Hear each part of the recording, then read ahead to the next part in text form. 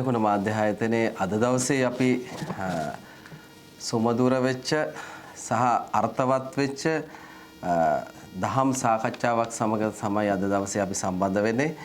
විශේෂයෙන්ම අපේ නියෝජ්‍ය අධ්‍යාපන අධ්‍යක්ෂක අධ්‍යාපන අමාත්‍යාංශයේ ඒ වගේම ශ්‍රී රතනපාල දහම් පාසලේ ප්‍රධානාචාර්ය ස්වාමින් වහන්සේ වගේම ශාසන ආරක්ෂක බල මණ්ඩලයේ සභාපති හාමුදුරුවෝ දර්ශන විශාරද පූජ්‍ය කුඹල්ගොඩ ධම්මාලෝක අපේ හාමුදුරන් වහන්සේ සමග තමයි අද දවසේ අපි දහම් සාකච්ඡාව සමග එකතු වෙන්නේ. විශේෂයෙන්ම සදහම් යාත්‍රා වැඩසටහනට සමගාමීව තමයි අතර මේ පුණ්‍යවන්ත කටයුත්ත අද දවසේ අපි ආරම්භ කරන්නේ. විශේෂයෙන්ම මේ සඳහා අපිට මාධ්‍ය අනුග්‍රහයකත්වය දක්වන්නේ කටාර්වල මේ වෙනට සේවය කරන W.A. කුමාරි අම්මා තමයි අත්‍තරම අපිට මේ දහම් පඬුර වෙත අපිට මාධ්‍ය අනුග්‍රහය දක්වන්නේ. එතුමිය ලංකාවේ අනුරාධපුර ප්‍රදේශයේ තමයි පදිංචි වෙලා ඉන්නේ. එතුමියට දීර්ඝායුෂ ප්‍රාර්ථනා කිරීම, නිරෝගී සම්පන්න භාවය ප්‍රාර්ථනා කිරීමේ අරමුණ ඇතුව තමයි මේ කටයුත්ත සංවිධානය වෙන්නේ. දුව අනුෂා ඉන්දිකා ඇතුළු පිරිස විශේෂයෙන්ම ඇයගේ පියාණන් වහන්සේ ටිකිරි බණ්ඩා සිය පියාණන් වහන්සේට පුණ්‍යානුමෝදනා කිරීමේ අපේක්ෂාව ඇතුලේ තමයි මේ දහම් සාකච්ඡාව අපි සිදු කරන්නේ. විශේෂයෙන්ම අපි අද දවසේ සාකච්ඡාවට බඳුන් කරන්නේ මිනිස්සාත්ම භාවය සහ තිරිසංගත ආත්ම භාවය අතර වෙනස කුමක්ද කියන එක. අපි බොහෝ දුරට ටීවී දකුණු මාධ්‍ය ආයතනයේ විදිහට අපේ හැමදෙරනේ බොහෝ සමාජ සේවා කටයුතු ඒ වගේම මිනිසුන්ට උදව් උපකාර කිරීමේ කටයුතු අපේ ටීවී දකුණ පවුලේ බොහෝ දෙනා එකතු පහදු වෙලා සිදු කරා. ඉතින් අපි විශ්වාස කරා ඇත්තටම මිනිස්සු ඇතුලේ මිනිස්සු ඉන්නවද කියලා හැමදෙරනේ ප්‍රශ්නයක් තියෙනව නේද? අපි දැනගන්න කැමති අපේ හැමදෙරනේ බෞද්ධ දර්ශනය ඇතුලේ ඇත්තටම මිනිසාත්ම භාවයත් තිරිසංගත ආත්ම භාවයත් කියන්නේ මොකක්ද? මේකෙන් මේ වෙනස වෙන්නේ කොහොමද කියන එක ගැන අපි හැමදෙරනේ අදහස් දැක්වීමක් කරොත් වඩා හොඳයි. ඔව්. බුදුරජාණන් වහන්සේ අපිට දේශනා කරපු ධර්මය ඒක විශ්ව සාධාරණ එකක්. එහෙමයි.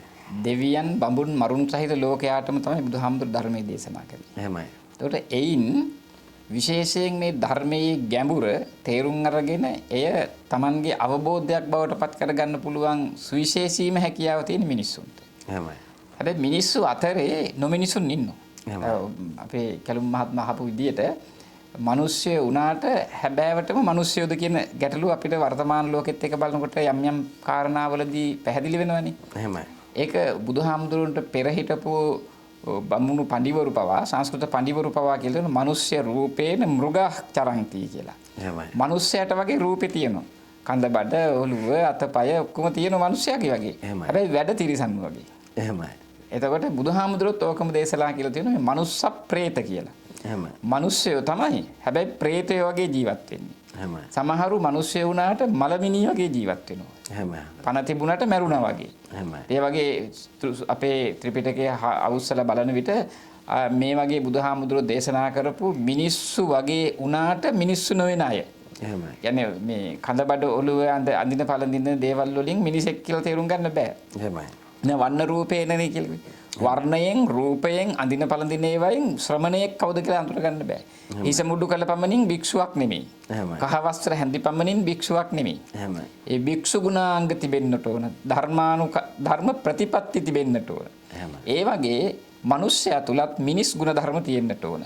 ඒ මිනිස් ගුණ ධර්ම කියන එකෙන් බුදුහාමුදුරුවෝ අදහස් කරලා තියෙන්නේ කෙටියෙන්ම කියනවා නම් මේ නිවැරදි ජීවිතයක් ගත කරන කෙනා. ඒක පෙන්වන උන්වහන්සේ උදාහරණයක් අපි කිව්වොත් අත්තව්‍යාබාධය පින සංවත්තති පරව්‍යාබාධය පින සංවත්තති උභයව්‍යාබාධය පින සංවත්තති. අන පරිපූර්ණ මිනිස්සෙකුගේ ගති ලක්ෂණ. එහෙමයි. පළමුවෙන්ම Tamanට කරදරයක් නැති වෙන්නට ඕන. අපි දන්නවනේ සමහර මිනිස්සු ඉන්නවා Tamanටම Taman කරදරයක් නේ. එහෙම ඉන්නවනේ ඕඩ තරම්. ඊළඟට පරව්‍යාබාධය පින සංවත්තති. Taman විසින් අනෙකෙකුට කරදරයක් නොවන්නට ඕනේ. ඒක අනෙකෙකු කිව්වහම අජීවී සජීවී සියලු පරිසරයට සමග. අපා දෙපා සිව්පා බහුපා. එහෙමයි. එමනේ බුදුහාමුදුරුවෝ වදාරන්නේ මාමං අපාදකෝ හිංසි මාමං හිංසි දීපාදකෝ. මාමං චතුප්පදෝ හිංසි මාමං හිංසි බහුප්පදෝ. අනිතර කියන්නේ පා ඇති පා නැති දෙපා සිව්පා හා බහුපා. බහුපාය. ඒ තියෙන සියලුම සත්වයන් කෙරෙහි අර නිවැරදිව කටයුතු කරන්නට ඕන. එතෙන්දී නිවැරදි වෙන්නේ කොහොමද? නිහිත දණ්ඩෝ නිහිත සත්තෝ ලජ්ජී දයාපම්නෝ හත පහටෝ විවිට්ටෝ. නිහිත දණ්ඩු මුගුරු නැති අත් ඇත්තෙක් බවට පත් වෙන්නට ඕන. ආයුධ අත් ඇති කෙනෙක් බවට පත් නොවෙන්නට ඕන. ඒ අය සත්වයා කෙරෙහි දයාන්විතව දයාවෙන් කරුණාවෙන් මෛත්‍රියෙන් පිළිපදින කෙනෙක් බවට පත් වෙන්නට ඕන. ආන් ඔහු තමයි පරිපූර්ණ මනුස්සයා. එතකොට මනුස්සයා මනින නිර්ණායක තුනයි. එකක් තමන්ට කරදරයක් නොවීම, දෙක අනුන්ට කරදරයක් නොවීම, තුන තමනුත් අනුනුත් කියන මේ දෙපාර්ශ්වයටම කරදරයක් නොවීම. එතකොට තමයි පරිපූර්ණ මිනිසෙක් බවට පත් වෙන්නේ. මේක හරි අභියෝගයක් කියලා තමයි අතන දැන් හමුදුරෝ දැන් අපි ගත්තත් ගනිද්දි දැන් දෛනිකව අපිට හැට ගැටෙන මිනිස්සු දිහා බැලුවාම බොහෝ විදිහට මිනිස් සමාජය අපි හමුදුරනේ ගත කරන්න බැරි තත්ත්වයක් තියෙනවා. මානව සමාජයක්ද කියන එකක් සම්බන්ධව අභියෝගයක් තියෙනවා කියලා අපි හමුදුරනේ අපි මාධ්‍ය විදින විදිහට අද විවිධ පද්ධතිවල ඉන්න අයත් එක්ක ගනුදෙනු කරද්දී අපි හමුදුරනේ අපි විශ්වාස කරන දේ තමයි මිනිස්සු නැති වෙනකොට සැබෑ මිනිස්සු අර බාහිර අයට කරදරයකුත් නොවන තමුන්ටත් කරදරයක් නොවන ඇත්ත මානව හිතවාදී මිනිසුන් සැබවින්ම පරිසරයට සහ ගහකොළට බොහෝම ආදරය කරන තත්ත්වයට පත් වෙමින් යනවා. ඒක මම දැකලා ලංකා සමාජයේ ගත්තොත් දැනට බොහෝ විදියට මිනිසුන්ට මිනිස්සු එපා වෙච්ච බවක් තියෙනවා අපේ හාමුදුරනේ. මොකද්ද මේ විපරීත භව? මේක සමාජ විකාශනීය අවස්ථාවක්ද නැත්නම් මොන වගේ බෞද්ධ දර්ශනයේ මොකද්ද හාමුදුරනේ මේකේ පදනම? මේ පිළිබඳව ඉති බුදුහාමුදුරුවෝ පැහැදිලි කරලා තියෙනවා බොහෝ සූත්‍රවලද මේ මිනිස්සු ಗುಣධර්ම වලින් අධාර්මිකත්වයට පත් වෙන විට ಗುಣධර්ම පිරිහිලා ගියාට පස්සේ මිනිස්සු අධාර්මික වෙනවා. ඒ අධාර්මික වෙන විට මේ විශ්වය ලෝකයේ විනාශය. ලෝක විනාශය හමුවෙහි මිනිස්සු විනාශ වෙනවා. පළමුවෙන් විනාශ වෙන්නේ මිනිස්සුන්ගේ ಗುಣධර්ම. දැන් අපිට පේනවා අපේ මානව සමාජය දිහා බලන විට ಗುಣධර්ම පිරිහිලා යනවා. ටික ಗುಣධර්ම අඩු වෙගෙන යනවානේ. දෙමව්පියන්ට සැලකීම දැන් එච්චර ලොකුවට පිළිගන්නේ නැහැ. තරමක කරනවා. සමහර අය ඉන්න ඉතාලම හිලින් කරන අතරේ අඩු වෙගෙන යනවා. මීට දශක දෙකකට තුනකට කලින් තිබුණු මානව ධර්ම දැන් නැහැනේ. දැන් උදාහරණයක් විදිහට කිව්වොත් අපි දන්නවා ඉස්සර ගම්වල තිබුණා විවිධාකාරී සමිති සමාගම්. ශ්‍රම දාන සමිති, ඊළඟට කාන්තා සමිති, දායක සභා, ප්‍රජා සත්කාරයක මරණාධාර සමිති, ග්‍රාම සංවර්ධන ආදී සමිති. මේ මොනවත් නැහැනේ. ඒ සමිතියකට එන්නේ නැහැ මිනිස්සු. ඒ මොකද දැන් ඒ සමිති වලින් එදා කරේ පොදු වැඩ. ගමේ කවුරු හරි මැරුණාම පිරිසක් ගිහිල්ලා ඒ ගෙදර කන්න උයනවා, තව පිරිසක් ගිහින් වල කපනවා, තව පිරිසක් ගිහින් කොඩි දානවා. අනිත් අය තව පිරිසක් යනවා ඈතට ඉන්න නෑදෑ හිතවතුන්ට පණිවිඩ අරගෙන. එහෙම සාමූහිකත්වයක් දැන් නැහැ. දැන් ඒ ඈත පණිවිඩ අරන් ගියාම ඕනේ හැම කෙනෙකුගේම ලෝකෙම සාක්කු විදාගෙන තියෙන්නේ. එහෙමයි. ඒක අපේ මීට අවුරුදු 25000කට විතර කලින් කියපු සිද්ධියක් අපි මහ ලොකුවට කතා කරා. දැන් ඔය විශ්ව ගම්මානේ. ඒක මේ බුදුහාමුදුරන්ටත් කලින් කියලා තියෙන වසුදෛව කුටුම්බිකක් කියලා. ගම්මානේ නෙමෙයි මේ බමුණු කියලා තියෙන්නේ ලෝකෙම ගේ ඇතුළට එනවයි කියලා. එහෙමයි අපේ. ඒ තරමට දියුණු තාක්ෂණයක් ගැන වුන් අවුරුදු 25000කට 30000කට එහාදී කියලා තියෙන බුදුරජාණන් වහන්සේත් ඒක දේශනා කරලා තියෙනවා. එහෙමයි. ඒ පැත්තකින් තිබ්බත් අර අපේ මිනිස්සුන්ගේ මානව ධර්ම නැති වෙලා තියෙනවා. දැන් තමන්ගේ ගමට එන පාර දෙපැත්තෙම කැලේ ඇවිල්ලා පාරට වැටුණත් ගමේ මිනිහෙක් නෙමෙයි සුද්ධ කරන්නේ. එහෙමයි. පරණි අපේ මිනිස්සු එකතු වෙලා නිමාඩු දවසක ශ්‍රමදානී කියලා දාගෙන අර මේ පාර සුද්ධ කරගත්තා. බලන්න ඒකට දාපු නම ශ්‍රමදානය. ඒකත් දානයක් අපේ හදාන්නේ. එතකොට ඒ තරම් මිනිස්සු විශිෂ්ට ගුණයන්ගෙන් සමන්විත වුණා. දැන් අද නෑ. අද නිකම් කතා කරන්න බලන ශ්‍රම දානයකට කියලා අපේ කාටවත් කතා කරන්න ළමයි එනවා දරුත් තරුණ පරම්පරාව. නෑ ඒ අයගේ ලෝකේ අර ෆෝන් එක කොට ඉන්න එක. එහෙමයි. ඉන් එහා ලෝකයක් නෑ. සමාජයක් නැහැ. මල ගෙදරක් වුණොත් ගිහින් එබිලා බල්ලා එනවා එච්චරයි. ඒ තත්ත්වයටපත් වෙලා තියෙනවා. එතකොට අන්නේ මානව ධර්ම මිනිස්සුන්ගේ ඇති නැතිට ගුරුවරුන්ට සැලකීම, වැඩිහිටියන්ට සැලකීම බුදුහාමුදුරු සප්ත අපරිහානීය ධර්මයක් පෙන්වුවනේ. ඒ අපරිහානීය ධර්ම හතම දැන් පරිහානීය තත්ත්වයටපත් කරලා කියන තියෙනවනේ. එහෙම වුණාට පස්සේ මේ ලෝකේ ලෝකපාලක දෙවියෝ මිනිස්සුන්ගෙන් ඈත් වෙනවා. දෙවියොත් කලකිරෙනවා. ඒකට දෙවියන්ගේ ආශිර්වාදේ නැති වෙනකොට මිනිස්සුන්ට ස්වභාවිකව වැළඳෙන තිබෙන රෝගාබාධ, විෂම පරිහාරජාබාධ කියලා කියන විෂම පැවැත්ම නිසා ඇති වෙන ආබාධ, ඊළඟට පරිසරයෙන් ඇති වෙන ආබාධ, මානසික ආතතීන් වැඩි වෙනවා. මොකද සමූහයක් එක්ක ඉන්න විට මානසික ආතතිය ඇති වෙන්නේ නැහැ. ඔවුන් සමග ඉන්න බුදුහාමුදුරුවෝ භික්ෂුන් වහන්සේලා හමු වුණාම ਵਿਚාරන්නේ කොහොමද ඊ රාත්‍රියේ හොඳට නිින්ද ගියාද? එකිනෙකා පිළිබඳව ප්‍රියසින් බලමින් හිටියද? හරියට කිරි වතුරයි එකට දිය වුණා වගේ සතුටෙන් හිටියද? කීරෝධකී භූතෝ වී අඤ්ඤමඤ්ඤේහි පියචක්කෝහි සමන්නාගතෝ හොති කියලා. හරිම ලස්සනයි නේද? ඇත්තටම ඒක හරිම වර්ණවත් ඒක. ඒක තමයි බුදුහාමුදුරන්ගේ අපේක්ෂාව. භික්ෂුන් වහන්සේලා එක විහාරස්ථානයේ 100,000 ගණන් හිටියා. ඒ උන්වහන්සේලා හමු වුණායින් පස්සේ සන්ධ්‍යා භාගයේ බුදුහාමුදුරුවෝ ධර්මසභා මණ්ඩපෙට ගියාම ඒ ධම්සභා මණ්ඩපේ වැඩ සිටින භික්ෂුන් වහන්සේලා සමග ධර්ම කතිකාවක යෙදෙනවා. ඉස්සෙල්ලාම බුදුහාරු අහන්නේ කොහොමද මහන් ඊ රාත්‍රියේ හොඳට නිින්ද ගියාද? එහෙමයි. එකිනෙකා පිළිබඳව ප්‍රියසින් බලමින් කිරිදියා එකට එකතු වෙලා හිටියා වගේ සමගියෙන් සමාදානයෙන් හිටියා නේද කියලා. එහෙමයි. ආන්න ඒ සමාජය තමයි බුදුහාමුදුරු පතපු බුදුහාමුදුරු හදපු සමාජය. ඒතකොට ඒ ගුණ ධර්ම නැති වෙනකොට දැන් අද බලන්න ගෙදරක කනගාටුවෙන් නමුත් කියන්න ඕන පන්සලත් එහෙමයි. ප්‍රධානියා නැති වෙනකොට ඉන්න අය නඩු කියා ගන්නවා, දේපල වලට තණ්හාවේ විවිධ ආකාරයේ යකටයුතු කරනවානේ. මේක අපේ ගිහි පැවිදි සමාජ දෙකම කඩා වැටීම. ඒ තත්ත්වය නිසා මිනිස්සු එකිනෙකාට වෛර කරනවා. දැන් අපිට අද වෙන විට හොඳටම පේනවා අපේ රට තුල මිනිසා එකිනෙකා පිළිබඳව බලන්නේ තරහ වෛරකාරයෙක් දිහා බලනවා වගේ. ඒ තරමට මිනිස්සු බරපතල ලෙස එකිනෙකා පිළිබඳව කිපිලා ඉන්නේ. මේක බුදුහාමුදුරෝ දේශනා කරනවා මේ මෘගසං වැස්සක් වහිනවා ලෝක අවසානයේදී. ඒ මෘගසං වැස්සට තෙමුනහම මෘගසං කියලා කියන්නේ සතෙකුගේ දැනුම. කියන්නේ පෙනුම. අපිට පේන්නේ තවත් මිනිස්සෙක් සතෙක් වගේ. එහෙමයි. ඊට පස්සේ මොකද කරන්නේ? එයාගෙන් අපිට හානියක් වෙයි කියලා අපි එයාට ගහනවා, මරනවා, තලනවා, පොඩි කරනවා එහෙම. ආන්නේ දැන් අපිට ඒක වෙලා වගේ මට පේන්නේ. මුග්‍ර සංවැස්සට මුග දෙනෙක් දෙමිලා වගේ. දැන් තෙල් පොලිම් වල ගත්තොත් අන්තරට ඒ තත්ත්වය තියෙනවා. ඔය එකිනෙකා පිළිබඳව ඇයි අවුවේ රත් වෙනවා. gedara ලිපණි වුණා කියලා කියන්නේ මානව සංහතිය අවසානයේනේ. එහෙමයි. ආහාර නැහැ කියන්නේ නේද? අපේ සිංහල අලුත් අවුරුද්දේ චාරිත්‍රයක් නේ ලිපගිනි මෙලවීම. එහෙමයි. පළවෙනි චාරිත්‍රය. ඇයි ඒ? ලිපගිනි මෙලවනවා කියලා කියන්නේ ජීවිතේ ගැට ගහ ගැනීම. එහෙමයි. gedara ලිපණි වුණා කියලා කියන්නේ gedarම අවසానයි. එහෙමයි. ඒ සමස්ත සමාජයේම අවසానයි. ඒ නිසා ප්‍රධාන වශයෙන් අපි දැනගත යුතුයි සියලු දෙනා gedara ලිප නොනිවි පත්තු කරගෙන යාමට. නොනිවි පවත්වාගෙන යාමට. එහෙමයි. ඒක අපි සරලව හිතන්න හොඳ කාරණාවක් නෙවෙයි. ඊටාම සංවේදී තනක්. එහෙමයි.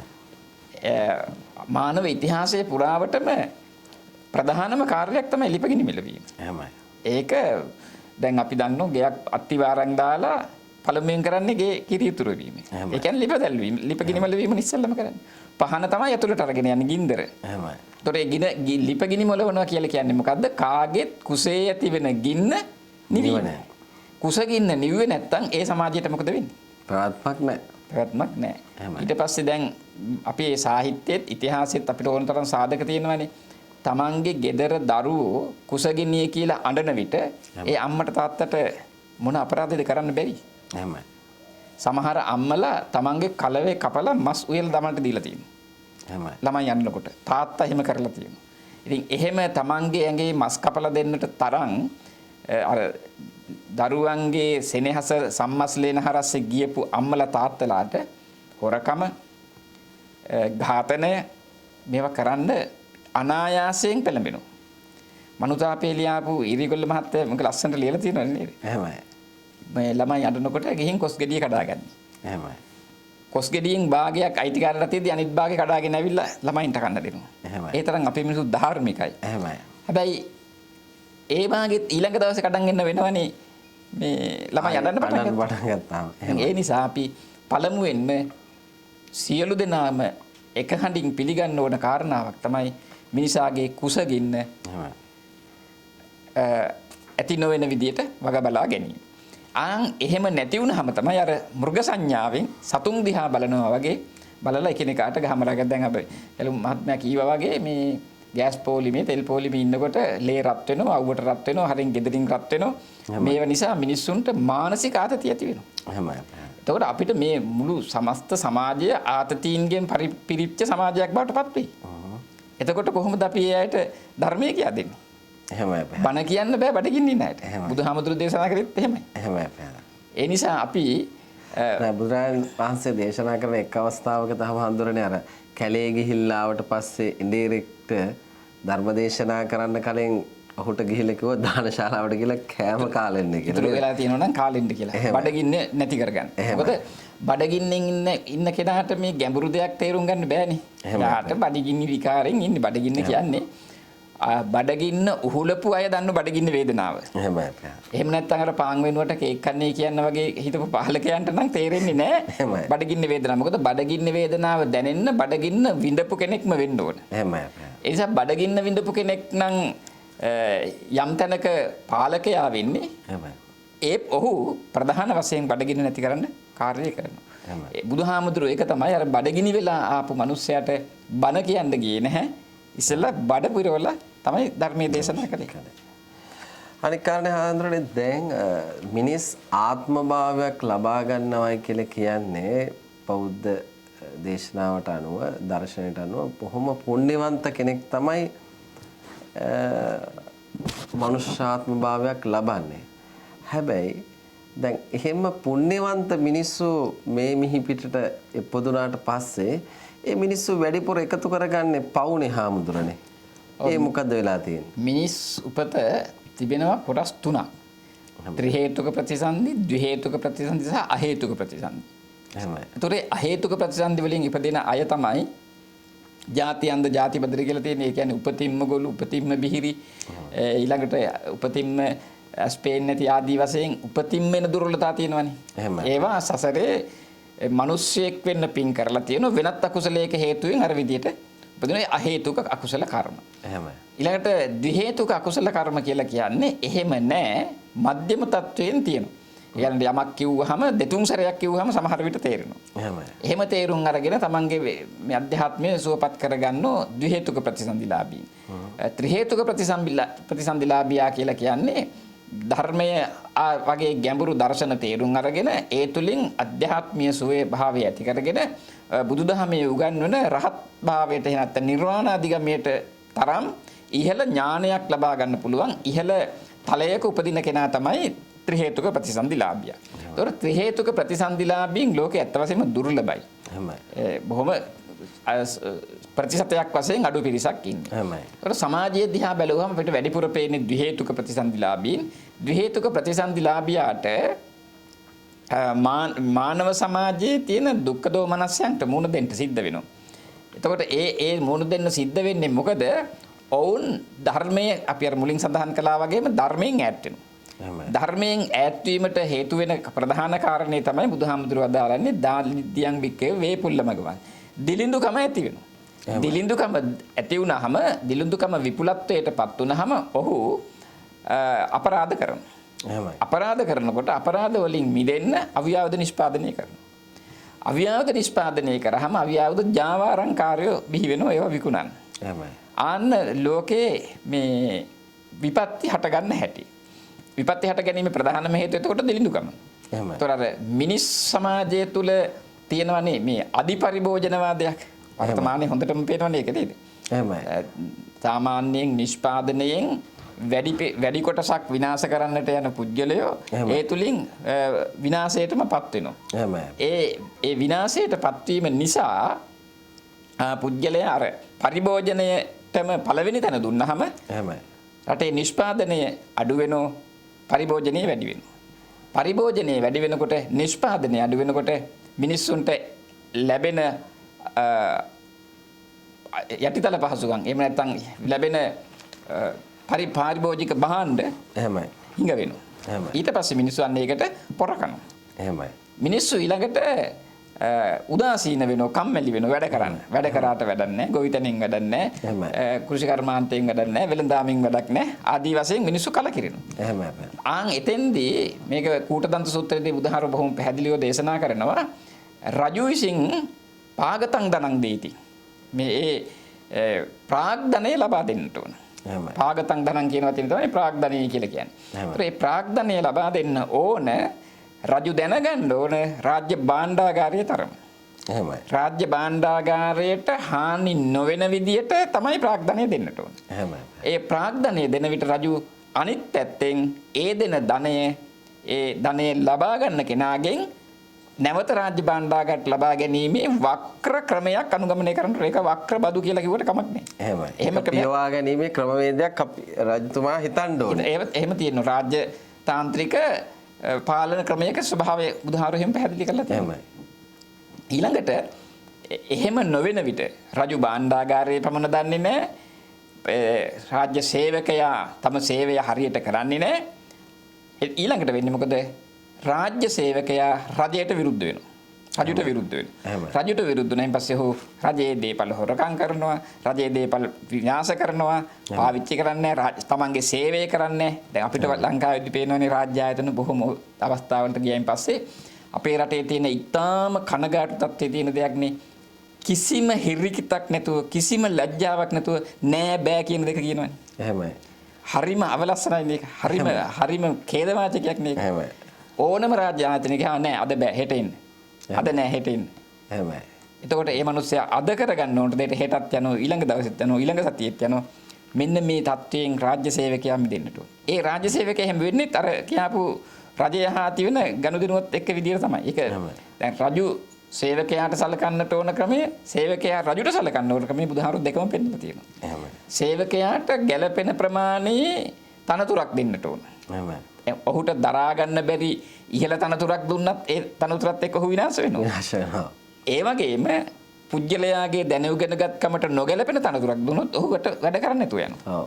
එයාට ඒක තේරෙන්නේ නැහැ. එහෙමයි. එතකොට ඒ කියන්නේ සුදුස්සා සුදුසු තැන සිටුවීම. ඒකට පාට පක්ෂරවමව නෙමෙයි. හැකියාවයි බලන්නට ඕන. හැකියාව බලලා ඒ සුදුසු තනතුර දුන්නට පස්සේ ඔහු ඒ තනතුරේ කටයුතු කරනවා. ඊළඟට ඔහුට දෙන්නට ඕන බත් සහ වැටුප් කියලා බුදුහාමුදුරු දේශනා කළා තියෙනවා. බත් සඳහා වැටුප්නේ දැන් තියෙන්නේ. එහෙමයි. බත් සහ වැටුප් බුදුහාමුදුරු කියන්නේ ආහාරය සමග වැටුප් දෙන්න. වැටුප දෙන්න. දැන් දෙන වැටුප බතටත්ම දින තමයි. එහෙමයි ආමුදුරනේ. ඒ බලන්න බුදුහාමුදුරු කොයිතරම් හොඳට මේ රාජ්‍ය පාලනයක දේශනා කළා තියෙනවද කියලා. සමාජ තත්ත්වය. ඊළඟට ඒ බත් සහ වැටුප් දෙනවා වගේම ඔහුට ඔහුගේ ධාරිතාවයට අනුව වැඩ පවරන්නට ඕන. අවශ්‍ය කරන විටක නිවාඩු ලබා දෙන්නට ඕන. මේ කියන කටයුතු ටික රජු කරන විට රාජ්‍ය සේවකයා අනිත් පැත්තට රජුගේ ධනය ආරක්ෂා කරන්න ඕන, රාජ්‍ය දේපල සුරකින්නට ඕන, රජුගේ ගුණ වර්ණනා කරන්නට ඕන, රාජ්‍ය තාන්ත්‍රිකයෙක් බවට පත් වෙන්නට ඕන. එහෙම වුණාට පස්සේ අර කියාපු ඔබතුමා කියාපු මේ මිනිස්සුන්ගේ අසහනකාරී මානසිකත්වයන්ගෙන් මිදෙන්න පුළුවන්කම තියෙනවා. හොඳයි අපේ හදරේ. ඇත්තටම දැන් අර පවට පින්නෙන්න බෑ කියලා අපේ ජනවහරය හාමුදුරනේ කතාවක් තියෙනවා. බොහෝ දුරට අපි දුප්පත් මිනිසුන්ගේ අපේ හාමුදුරනේ අලසකම අතිවිශාලයි.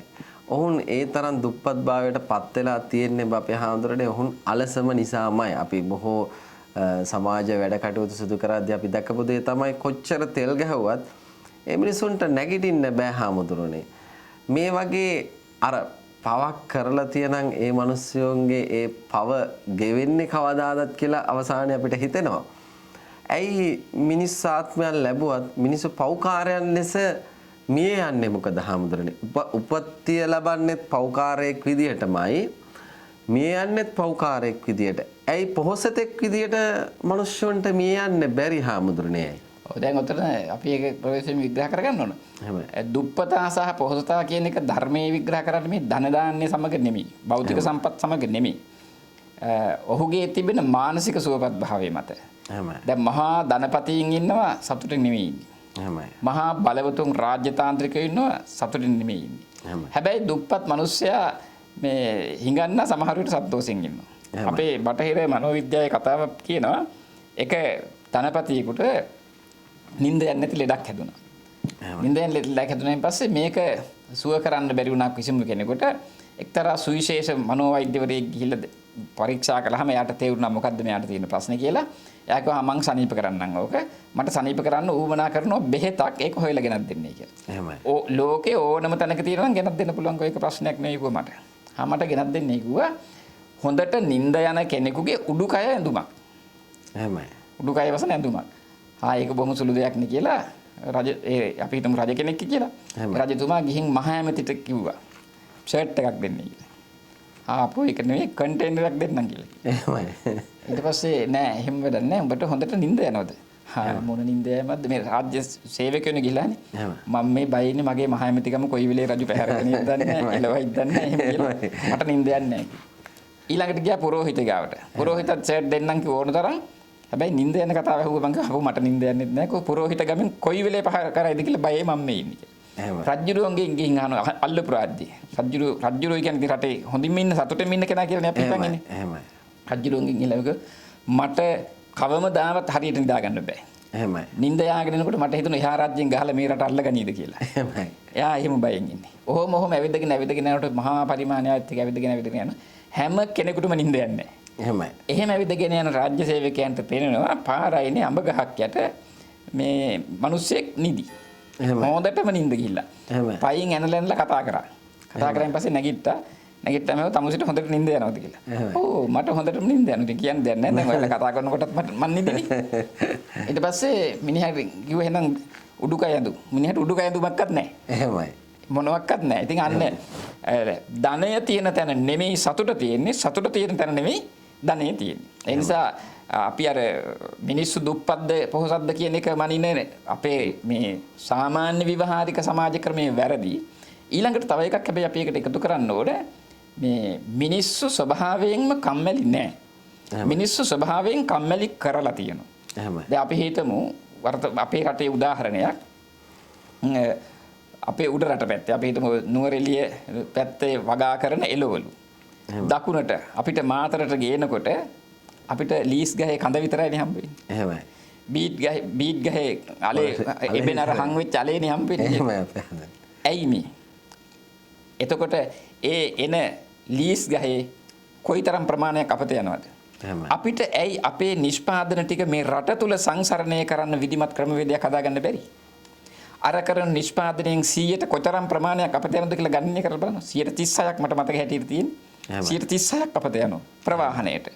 අපි දන්නවනේ ලීස් ටික පටවන්නේ මේ පොල් පටවන්න වාගේ. එහෙමයි. අල බීට් ලූණු ටිකත් එහෙමයි. ඒතකොට මෙහෙන් හදන කෙසෙල් ගෙඩි ටික මාළු ටික උඩහට යනකොට කුණු වෙලා නරක වෙලා ගෙනියන. ඉතින් අපිට මේ තරම් දියුණු ලෝකේ ඇයි මේ සීතාගාර සහිත වාහන මේකට මේ එළවලු පළතුරු ටික එහා මෙහා රට තුල රටෙන් පිට නෙමෙයි රට තුල සංසරණය කරන්න ක්‍රමවේදයක් හදන්න බැරි. කවුද මේක හිතන්නේ? එහෙමයි. කවුද මේක කරලා තියෙන්නේ? එහෙම එකක් නැහැ. ප්‍රාදේශීය මට්ටමින් දැන් ප්‍රාදේශීය මට්ටමකට ග්‍රාම සේවා වසමකට රාජ්‍ය නිලධාරීන් 5 දෙනෙක් ඉන්නවා. එහෙමයි.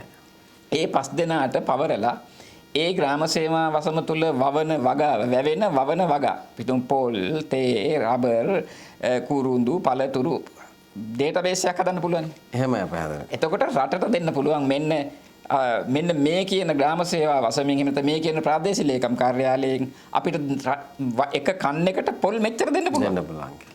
මෙච්චර ප්‍රදේශයේ පරිභෝජනය කරන මෙන්න මෙච්චර ප්‍රමාණයක් ඉතුරුයි.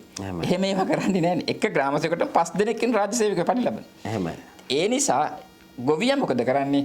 ගොවියාගේ නිෂ්පාදනයට ඔවුන් මහන්සි වෙන තරමට ඔවුන්ට ආදායමක් නැති නිසා ගොවියා ක්‍රමයෙන් කෘෂිකර්මයෙන් ඈත් වෙනවා. ගොවියා කෘෂිකර්මාන්තයෙන් ඈත් වුණා කියලා කියන්නේ රටක කඩාවැටීම. අපේ රටක විශේෂයෙන් අපි කෘෂි ආර්ථිකය මත පදනම් වෙච්ච රටක්. එහෙමයි. අපේ රටවල් වලට ප්‍රධාන තැන දෙන්නට ඕන ගොවිතැනට කෘෂිකර්මාන්තයට. ඒක නැති වුණු දවසට දැන් එන්න මිනිස්සු කම්මැලි. දැන් අපිට මේ අපේ ප්‍රදේශවල ගොවිතැන් කරන අය ඉන්නේ. එයායි කියනවා අපිට මේ සැරේ කරන්න හිතෙන්නේ නැහැ. මේකට මෙච්චර යනවා මේකට මෙච්චර යනවා. ඉතින් කොහොමද වගා කරන්න කියලා. ඒ තරමට ඉතින් ඒක රටක ඉතාම භයානක අවදානමක් තියෙන තැනක්. එහෙමයි. කම්මැලිකම නුගේ ශ්‍රමයට සරිලන ධනයක් නොලැබීම. එහෙමයි. විශේෂයෙන්ම හැමදෙරනේ දැන් අනික් කාරණේ තමයි දැන් ඇත්තටම අපේ සමාජයේ විශේෂම දැන් ගත්තොත් හාමුදුර චුතුසිත ගැන කතා කරද්දී දැන් මානව සමාජය ගත්තොත් මානව සමාජයේ ඉපදීම කියන ප්‍රමාණයන් වැඩි වෙලා තියෙනවා. දැන් සාමාන්‍යයෙන් හාමුදුරනේ දැන් මනුෂ්‍යාත්මයක් ලැබෙනවා මම පෙර සඳහන් කරපු ආකාරයට දැන් ඒක පුණ්‍යවන්ත දෙයක්. හැබැයි මානව සමාජයේ මේ තරම් මිනිස් ජනගහනය වැඩි වෙන්නේ කොහොමද? ඒ වගේම දැන් අපි ගත්තොත් අපේ පියවි සමාජයේ දකින්න ලැබෙන බොහෝ විදිහට මිනිස්සු පෞකාරකම් වලට වැඩි ප්‍රමාණයක් පෙළඹිච්ච මිනිස් ප්‍රජාවක් ඉන්නේ. හැබැයි ජනගහනය එන්න වැඩි වෙනවා හාමුදුරනේ. මොකද්ද මේකේ තියෙන දාර්ශනික සම්බන්ධයයි දැනගන්න. අපි දන්න මේ සත්ව විෂය කියන එක බුදුහාමුදුරුවම දේශනා කළ අචින්තයයි කියලා. එහෙමයි. සත්ව විෂය හිතලා ඉවර කරන්න පුළුවන් එකක් නෙමෙයි කෙනෙකුට. එහෙමයි. ඉතින් කියලා ඉවර කරන්න බෑ කියන ගැන තර්කයක් ඇත්තෙම නෑනේ. හිතලා ඉවර කරන්න බැරි නම් කියලා කොහොමදත් ඉවර කරන්න බෑනේ. එහෙමයි. ඒ නිසා මේ සත්ව විෂය පිළිබඳව සෙවීම බුදුහාමුදුරුවෝ බලාපොරොත්තු වෙච්ච විමුක්තියට හේතුවක් නෙමෙයි. එහෙමයි. ඒ නිසා උන්වහන්සේ වදාරේ සත්ත්ව විෂය, කර්ම විෂය, බුද්ධ විෂය මේවා අචින්තයි ඒවා හිතන්න එපා කියලා. ඒ නමුත් ඔබතුමාගේ ප්‍රශ්නයට අනුව අපිට පේනවා එන්න මිනිස්සු වැඩි වෙනවායි කියලා. එහෙමයි. මිනිස්සු වැඩි වෙන්නේ එහෙමනම් කොහොමද මේ දුර්ලභ නම් කියන එක. එහෙමයි. දැන් අපි සරලව ගත්තොත් එහෙම හුඹහක් එහෙමයි. වේයන් ඉන්න හුඹහක්. හුඹහක වේයෝ කොච්චර ඉන්නවද? අපිට කියන්න පුළුවන්ද? ලෝකේ ඉන්න සියලුම මිනිස්සුන්ට වැඩි එක හුඹහක සතුන් ඉන්න පුළුවන්. එහෙමයි. ඒතකොට ඒ වගේ හුඹස් ලෝකේ කොච්චර තියෙනවද? එහෙමයි. ඒතකොට ඒ අනුව බලනකොට මිනිස්සුන්ට වැඩි ඒ මම කතා කරේ වේයා විතරයි. එහෙමයි. තවත් කොයිතරම්නම් සත්තු ඉන්නවද? ඒ සත්තු ලෝකෙත් එක්ක අරගෙන බැලුවෙන් පස්සේ මිනිස්සු කොච්චරද ඉන්නේ? එහෙමයි. ඒකයි කිව්වේ මිනිස් ආත්මය දුර්ලභයි. හැබැයි මිනිස් ආත්මය දුර්ලභයි කියලා කිව්වට මිනිස්සු නැති වෙනවා කියන එක නෙමෙයි. මිනිස්සු අඩු වෙනවා කියන එක අර්ථය. අර සමස්ත විශ්වයේ සිටින ජීවීන් එක ගත්තාම මිනිස්සු බොහොම දුර්ලභයි. සමස්ත විශ්වීය දහසක් විදියට ගනිද්දී හැමදෙරේ ඔබ කියන කාරණාව ඒක ප්‍රායෝගිකවම අපි අත්දකින කාරණාවක්. දැන් මේ මොහොතේ මිනිස් සමාජයේ විදිහට බෞද්ධ දර්ශනය අනුව ජීවත් වීමට නම් මිනිස්සු විසින් මේ ප්‍රීතිමත් ජීවිතයක් අත්පත් කරගන්න නම් හාමුදුරනේ මේ මොහොතේ මිනිස්සු මොකක්ද කරන්න ඕන අහන්න. ඒ තෘප්තිය කියන එක එකිනෙකාට වෙනස්. හැබැයි බුදුහාමුදුරුවෝ දේශනා කළේ තෘප්තිමත් මිනිස්සෙක් යථාලාභ සන්තුට්ඨියෙන් යුක්ත වෙන්න ඕන. ඒ යථාලාභ සන්තුට්ඨිය කියන්නේ ලද දෙයින් සතුටු වීම. ලද දෙයින් සතුටු වීමයි කියලා කියන්නේ මට අද කන්න නැහැ කියලා බඩගින්න ඉඳීම නෙමෙයි. එහෙමයි. යම් තරමක උන්ට ලැබෙන්නට ඕන. ඒ ලද දෙයින් සතුටු වෙන්න අතෘප්තිකර ආසාවන්ගෙන් යුක්තව අර මානව සමාජයේ පරිහානිය ඉක්මන් වුණේ සම්නිධිකාර පරිභෝජනයත් නිසා. සම්නිධිකාර පරිභෝජනය කියලා කියන්නේ මේ ගොඩ ගසාගෙන භුක්ති විඳින්න පටන් ගත්ත මිනිස්සු. සාමූහික පරිභෝජනය නෙමෙයි. ඒක පුද්ගල පරිභෝජනය. තමන් විසින් තමන්ටයි මේ පරිභෝජනය. මං සඳහා ඔක්කොම මට යොදා ගන්න ඕනේ කියලා මගේ සාක්කුවට දා ගන්න බලනවනේ. ආන්න එහෙම නැතුව පොදු පරිභෝජනය තුල ලැබෙන දෙයින් සතුට වෙන්නට පුළුවන්කම ලැබෙන්නට ඕන. දැන් මිනිස්සුෙකුට අවශ්‍ය කරන චීවර, පිණ්ඩපාත, සේනාසන, ගිලානපත්‍ය. ඔය හතරනේ මානව සමාජයේ මිනිස්සුන්ට තියෙන ප්‍රධානම අවශ්‍යතා හතර. එහෙමයි. කන්න නැතුව කිසිම කෙනෙකුට ඉන්න බෑ. එහෙමයි. චීවර. ඊළඟට රෙදි නැතුව ඉන්න බෑ. රෙදි අඳින්න ඕන. චීවර, පිණ්ඩපාත, සේනාසන ඉන්න ගයක් තියෙන්නට ඕන. එහෙමයි. ලෙඩට බෙහෙත් තියෙන්නට ඕන. ඔය හතර ලැබෙනවා නම් ඒ ලැබෙන පමණින් කෙනෙකුට සතුටු වෙන්න පුළුවන් නම් ඔහු යථාලාභ සන්තුට්ඨියෙන් යුක්ත කෙනෙක්. දැන් උදාහරණයක් විදිහට ගත්තාම අපේ රටවල් වල විශේෂයෙන් ගේ හදා ගන්න ඕන Tamanට ඉන්න ප්‍රමාණයටනේ. නමුත් අපි එහෙමද හදන්නේ? දෙන්න තුන් දෙනා ඉන්න ගෙදරට තට්ටු තුනක විතර ගයක් හදනවා. එහෙමයි. මොනතරම් විශාල ගයක් හැදුවත් කැලුම් මහත්මයා අඩි 6 නේ ඉන්නේ. එහෙමයි. තට්ටු 10ක ගයක් හැදුවත් ඔහු ඉන්නේ පරිහරණය කරන්නේ අඩි 6යි. එහෙමයි. ඉතින් මොනවටද අර විශාලයට හදන්නේ? ඒ විශාලයට හදන්න ගියම ඔහුට වෙන්නේ මොකද? ණය වෙනවා. Tamanට ඒක මේ නඩත්තු කරගෙන යන්න බැරි වෙනවා. විශාල ප්‍රශ්න කොටකට මුහුණ දෙනවනේ. දැන් සමහරුන්ට අලුත් ක්‍රමවලට පඩි වලින් නැගලා යන්න ගෙවල් හදනවා. වයසට යනකොට අර පඩි පෙළෙන් නැග ගන්න බැරි වෙනවා. එහෙමයි. ඉතින් අන්න Taman මේ ලෝකේ ස්වභාවය තේරුම් ගන්නෙත් කටයුතු කිරීම. එතකොට පළමුවෙන්ම ඒ සිව්පසේ පළවෙනි එක චීවර රෙදිනේ. රෙදි අඳින්නට ඕනනේ. රෙදි අඳින්න ඕන. හැබැයි රෙදි අඳින්නේ මොනවටද?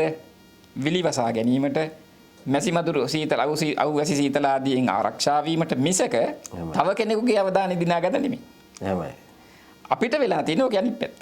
අපි රෙදි අඳින්නේ විලිවසා ගන්න නෙමෙයි. අනෙකුගේ අවධානය අපි වෙත යොමු කර ගැනීම. දැන් බුදුහාමුදුරන්ගේ සිවුර උන්වහන්සේ කොච්චර ලස්සනට හැදුවද කියනවනම් මේක වටිනාකමක් ඇත්තෙම නෑනේ. එහෙමයි. කෑලි වලට කපලා හදලා තියෙන. මේක කිසි කෙනෙකුට වැඩක් නෑ. එහෙමයි. එතකොට මේකට ආසා කරන්නවත් ඕනේ නෑ. ඒකයි මේ කෑලි වලට කපලා දාන්නේ. එහෙමයි. ඉතින් ඒ විදියට තමන් අඳින වස්ත්‍ර පිළිබඳව සෑහීමකටපත් වෙන්නට ඕන. තියෙන වස්ත්‍ර අපි හිතමු කෙනෙකුට අවශ්‍ය ඇඳුම් කට්ටල 4ක් 5ක් කියලා. එහෙමයි. ඊට අමතරව තව මොකටද? ඒව එකතු කරන්න ගියාමනේ වේදනාව තියෙන්නේ. අර මගුල් ගෙදරට මෙහෙම ඇඳගෙන හිටියා අපිට නෑ. එයාත් එක්ක තුලනය කරන්න යනවා. සංසන්දනය කරන්න. එහෙමයි. ඒකෙන් ප්‍රශ්න ඇති වෙනවා. ආහාර ගැනීමෙදිත් එහෙමයි. ආහාර මොනවටද ගන්නෙ? කුච්චි පරිහාරියේන ආහාරයෙන්. කුසට ප්‍රමාණවත් ආහාර. අපි ගන්නෙ අපි හිතට ප්‍රමාණවත් ආහාර හදන්නේ. දැන් අපි හිතමු සාමාන්‍යයෙන් අපි දන්නවනේ මගුල් ගෙවල් ගැන මහ ලොකු දැනුමක් අපිට නැති වුණාට පින්කම් ගෙදරක අපි දන්නවනේ. සාමාන්‍යයෙන් අපේ රටේ දාන ගෙදරක බතුත් එක්ක තව 12ක් 15ක් තියෙනවනේ. එහෙමයි. එච්චර ප්‍රමාණයක් දාන ගෙදරකට හදන්නේ ඇයි? අර සේන සේරම කණ්ඩද? ඒ ඔක්කොම හාමුදුරන්ට වළඳන්නද? නෑ. ඒ ගෙදරට එනවා විශාල ප්‍රමාණයක් පිරිස්. ඒ එන අය එක එක්කෙනා එක එක ඒවාට කැමතියි. එහෙමයි. ඒ කැමති ඒවායින් 3-4ක් බෙදාගෙන කන්න අය හදන්නේ. එහෙමයි. නමුත් අපේ අය මොකද කරන්නේ? එහෙමයි. අර සේරම බෙදා ගන්න. එහෙමයි. කන්න බෑනේ. එහෙමයි. අර සේරු බෙදාගන්නේ මොකද? හිතට ඕනේ. එහෙමයි. හැබැයි කුසේ ඉඩ නෑ ඒකට. එහෙමයි. ඒක නිසා අපේ රටේ කොයිතරම් දවසකට ආහාර විසි කරනවද? අර කෝ පරිභෝජන සංකල්පය අපේ තියෙන උඩ. බුදුහාමුදුරු දේශනා කළ පාත්‍රයට බෙදා ගන්න සියලු දේවල් වළඳන්නට ඕන. එහෙමයි. පාත්‍රය ඉතුරු කළ විසි කරන්න තහනම් විනය නීතියක් තියෙනවා. එහෙමයි. එහෙමනම් Taman බෙදාගත්තේ දැන් මේ අහගෙන ඉන්න අය හොයලා බලන්න මගුල් ගෙදරක් දානයක් ඉවරුණයින් පස්සේ කුස්සිය පැත්තේ 50ක් ආවනම් 150ක ගිය විසි කළානේ. එහෙමයි. ඒ තරම් අපි අපරාධ කරනවානේ. ඉතින් කොහොමද සතුටු වෙන්නේ? ආහාරයෙන් අපි සතුටු වෙන්නේ නැහැ. ඇඳුම් පැළඳුම් වලින් සතුටු වෙන්නේ නැහැ. එහෙමයි. සේනාසනේ අර කියාපු වගේ තට්ටු මහල් හදලා විශාල උපකරණ අර මේව ගෙනල්ලා තියලා තියෙනවා. මිනිහට ඕන ජීවත් වෙන්න හිසට වහලක් ගයක් හොඳට පහසුකම් සහිත ගයක් හදාගන්න. එච්චරයි. අපි මොකද කරන්නේ? ඉන්න ඇඳක් පුටු මේස ආදී දේවල් ඕනනේ. ඒ ටිකට අමතරව තව ටිකක් ගෙනල්ලා වහලා පැත්තකින් තියලා තියෙනවා. පරණ සාරියකින් හරි වහලා පුටු සෙටිය පිත්තල පහන පොලිතින් එකකින් දාලා වහලා එහෙම තියලා තියෙන මේ ඒව නැතුව ජීවත් වෙන්න බැරි කමක් තියෙනවද? නැහැනේ. තමුන්ගේ තරමට අනුව තමයි හැම දෙයක්ම කරන්න ඕනේ කියලායි. තමුන් පෙන්වන්න යනවා. මම මෙහෙම කෙනෙක් කියලා අර වෙන විවිධ දේවල්. ඒකට කියනවා උවමනා සහ අවශ්‍යතා කියලා දෙකක්. එහෙමයි. අවශ්‍යතා කියන එක මේ මූලික දේවල්. බඩට ආහාර අවශ්‍යයි. උවමනා කියන ඒවා වෙනත් දේවල්. උවමනා හවංකම් හදාගන්න ඒවා අපි. එහෙමයි. පිත්තල පහනක් ගෙදර ලොකුට ගෙනත් තියාගන්න උවමනාව තියෙන්නේ මොකටද? තව කෙනෙකුට අවධානය මම මෙහෙම කෙනෙක් කියලා පෙන්නන්න. අන්න ඒ උවමනා ටික අයින් කරාම ඒ පුජ්‍යලයා සන්තෝෂෙන් ජීවත් වෙනවා. එතකොට චීවර පිණ්ඩපාත සේනාසන ගිලානපත ලෙඩට බෙහෙත්. ලෙඩ වුණායින් පස්සේ අපිට බෙහෙත් අවශ්‍යයි. ඉතින් බෙහෙත් ගන්න මේ විදිය රෝහලින් ගත්තම හොඳයි කියලා එකක් නෙමෙයි ලෙඩටයි බෙහෙත් ඕන. එහෙමයි. අපි කියන්නේ රෝහලේ නම දාලා එහෙම නම් කියන්න හොඳ නෑනේ. මේ අහවල් රෝහලින් ගිහින් ගෙනාවොත් ඔන්න එයා තමයි හොඳ. නෑ ලෙඩ මොකක්ද? ලෙඩට බෙහෙත කොතනත් එක නම් ඒක තමයි බෙහෙත. ඒක නැතුව මම රජයේ රෝහලේ නෙමෙයි මම පෞද්ගලික රෝහලක ගිහින් මෙච්චර කාලයක් හිටියේ මට මෙච්චර වියදම් වුණා කියලා ඇවිල්ලා ලොකුවට කියන්න ලෙඩට ගන්න බෙහෙත පවා මේ අභිමානයක් මහාන් තත්වයක් බවට පත් කරගෙන තියෙනවා. ඉතින් අන්න ඒ නිසා මෙන්න මේ මූලික ප්‍රත්‍ය 4 ජීවර පිණ්ඩපාත සේනාසන ගාපත. ඒ කියන්නේ ඇඳුම් පැළඳුම් ආහාර නිවාස බෙහෙත්. මේ ටිකේදී පවා මිනිසු තරංගයක් ඇති කරගත්තයින් පස්සේ මේ සමාජයේ අතෘප්ති කරවීම අරුමයක් නෙමෙයි. බුදුදහමේ විශේෂම හඳුන්වන්නේ අපේ හතරනේ දැන් සරලව ජීවත් වෙන්න ඕන කියන කාරණේ තමයි මේ හැම දෙයකම අන්තර්ගතේ බවට පත් වෙලා තියෙන්නේ. ඉතින් මිනිසුන්ගේ හිත තමයි නේද හාමුදුරනේ මේ හැම විදියටම සකස් කර ගන්න ඕන. අපේ හතරනේ දැන් අපි දකිනවා දැන් මිනිසුන්ගේ හිත කියන එක තමයි ප්‍රබලතම සාධකය. ඒකෙදී හාමුදුරනේ කොහොමද අපි මේකට හොඳ පෞරුෂයක් ස්වයං පෞරුෂයක් කියන එක අතිශයම වැදගත් නේද හාමුදුරනේ? බුදුදහම අනුව මිනිසුන්ගේ සිත සංවර කරගත්තු සැබෑ ජීවිතය කුමක්ද කියන එකට කොහොමද අපිට තියෙන මේ හිත දියුණු කරගන්න මාවත කුමක්ද හාමුදුරනේ? බුදුහාරමේක බොහොම පැහැදිලි උදාහරණවනේ. සුසුකං වත ජීවාම ආතුරේසු අනාතුරා. ආතුරේසු මනුස්සේසු විහෙරාම අනාතුරා. මහණෙනි මේ ලෝකේ මිනිස්සු ලෙඩ වෙලා ඉන්නේ. එහෙමයි. මොනවටද ලෙඩ වෙලා ඉන්නේ? එක දේවල් හොයන්න යනවා. එහෙමයි. ඒ කාම ගවේෂී ලෝකේ කාම වස්තුන් අපි හොයන්න යන්නේ. ඇහැ සතුටු කරන්න, කන සතුටු කරන්න, දිව සතුටු කරන්න, ඒවටනේ જાති හොයන්නේ මේ. එහෙමයි. එහෙම සොයන ලෝකේ මම ඒ කිසිවක් නොසොයා ඉන්නේ. ඒ නිසා මම සතුටින් ඉන්නේ. මිනිස්සු ඇහැ සතුටු කරන්න අමුතුවෙන් හොයන්න ඕනේ නැහැ. ඇහැට ලැබෙන රූපය කුමක්දයි කියන එක යථාර්ථවාදීව කල්පනා කරන්නට ඕනේ. මේ ලෝකේ වෙනස් වෙන ස්වභාවයෙන් යුක්තයි. ස්ථාවර යමක් ලෝකේ ඇත්තේ නැහැ. අස්ථාවර ලෝකයේ තුල ස්ථාවරයයි කියන ජීවිතයක් ගොඩනගා ගන්න හිතන එකම තමයි කෙනෙකුගේ පරාදය. අස්ථාවරයයි කියන ලෝකයේ තුල අපි ජීවත් වීමට යමක් කිරීම නෙමෙයි අපේ අය කරන්නේ. අස්ථාවර ලෝකයේ තුල අපි ජීවිතත් අස්ථාවරයි. හැබැයි අපි මොකද කරන්නේ? මහ පොළොවෙන් කොටසක් අල්ලගන්න ස්ථාවර වෙන්න මගේ කියලා. එහෙමයි. මගේ වෙන්නේ නැහනේ. අපි දැන් ඔබතුමාගේ ගෙදරත් වටේට තාප්පයක් බඳලා වැටක් ඇති. එහෙමයි. හැම කෙනෙක්ම පාහෙම. මීට අවුරුදු 200කට කලින් ওই වැට බඳලා ওই තාප්පය ඇතුලේ කවුද හිටියේ? එහෙම වැටක් තිබුණාද එතන? එහෙම එකක් නෑ. දන්නේ නැහැ නේ. එහෙමයි. අපි හිටියද දන්නේ නැහැ නැද්ද දන්නේ. තව අවුරුදු 200කින් පස්සේ උතන ඉන්නේ කවුද කියලා අපිට කියන්න පුළුවන්ද? බෑ. ඒත් බෑ. එහෙනම් අපි මොකද්ද මේ කරන්නේ? අර අන්න අස්ථාවර ලෝකේ ස්ථාවර වෙන්න මේ මහ පොළොවට කී දෙනෙක් එක අපි නඩු කියලා තියනවද? එහෙමයි. ඒ අපි ලබන සියලුම ධනෙ සමහර උසාවිට ගිහිල්ලා පූජා කරලා එනවා. ඉතින් අසහනේ අපිට. අල්ලපු ගෙදර කෙනත් එක්ක වෛරය. දකින්නකොට ඔහුත් එක්ක තරහයි. උදේට දකින්නකොට තරහයි, හවසට දකින්නකොට තරහයි, රැට නිින්දට යනකොට මතක් වෙන්නේ ආගේ කටහඬ ඇහෙනවා. මේ මොනවටද? මේ අස්ථාවර ලෝකයේ තුල මේ මහ පොළව අල්ලගන්න කරපු දැඟලීමක් නිසා. ආන්න එහෙම ඒ විදිහට මේ කාමය සොයන ලෝකේ කාමයෙන් නොසොයා ඉන්න මම මහණෙනි සතුටෙන් ඉන්නේ. ලෙඩ වෙච්ච මිනිස්සු අතර ලෙඩ නෑ මට. ලෙඩ කුමක්ද ලෙඩේ? සොයමින් ආයව නිතර අලුත් දෙයක් හොයනවා. මේක උදාහරණයකට වශයෙන් බුද්ධඝෝසාරු කියලා තියෙනවා.